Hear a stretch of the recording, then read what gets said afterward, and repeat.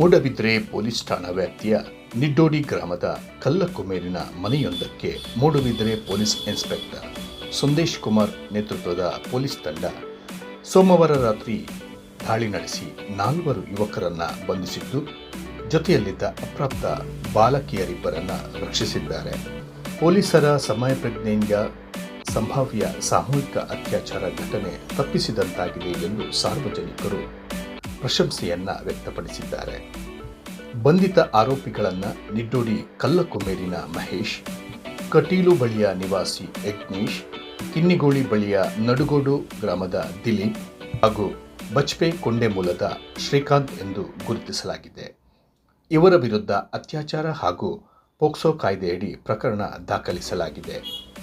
ಆರೋಪಿಗಳು ಸಾಮೂಹಿಕ ಅತ್ಯಾಚಾರಕ್ಕೆ ಸಿದ್ಧತೆ ನಡೆಸುತ್ತಿದ್ದರು ಎನ್ನುವುದು ಪೊಲೀಸರ ವಿಚಾರಣೆಯಲ್ಲಿ ಗೊತ್ತಾಗಿದೆ. ಸ್ಥಳದಲ್ಲಿ ಲೈಂಗಿಕ ಕ್ರಿಯೆಗೆ ಬಳಸುವ ಕೆಲವು ವಸ್ತುಗಳು ಸಹ ಪತ್ತೆಯಾಗಿದೆ. ಸಂತ್ರಸ್ತ ಬಾಲಕಿಯರು ಹಾಗೂ ಆರೋಪಿಗಳನ್ನು ಠಾಣೆಗೆ ಕರೆತಂದು ವಿಚಾರಿಸಿದಾಗ ಘಟನೆಯ ಎಲ್ಲ ವಿವರಗಳನ್ನು ಅವರು ಬಾಯ್ಬಿಟ್ಟಿದ್ದಾರೆ. ಈ ಪ್ರಕರಣದಲ್ಲಿ ಪ್ರಮುಖ ಆರೋಪಿ ಕಲ್ಲಕುಮೇರಿನ ಮಹೇಶ್ ಎಂದು ಗುರುತಿಸಲಾಗಿದ್ದು, ತನ್ನ ಮನೆಯನ್ನೇ ಈತ ಈ ಕೃತ್ಯಕ್ಕೆ ಬಳಸಿಕೊಂಡಿದ್ದ ಎನ್ನಲಾಗಿದೆ. ಈ ಆರೋಪಿಗಳು ಗಾಂಜಾ ವ್ಯವಹಾರದಲ್ಲೂ ತೊಡಗಿಸಿಕೊಂಡಿದ್ದಾರೆನ್ನಲಾಗಿದ್ದು, ಈ ನಿಟ್ಟಿನಲ್ಲಿಯೂ ಮೂಡಬಿದ್ರೆ ಪೊಲೀಸರು ತನಿಖೆ ನಡೆಸುತ್ತಿದ್ದಾರೆ.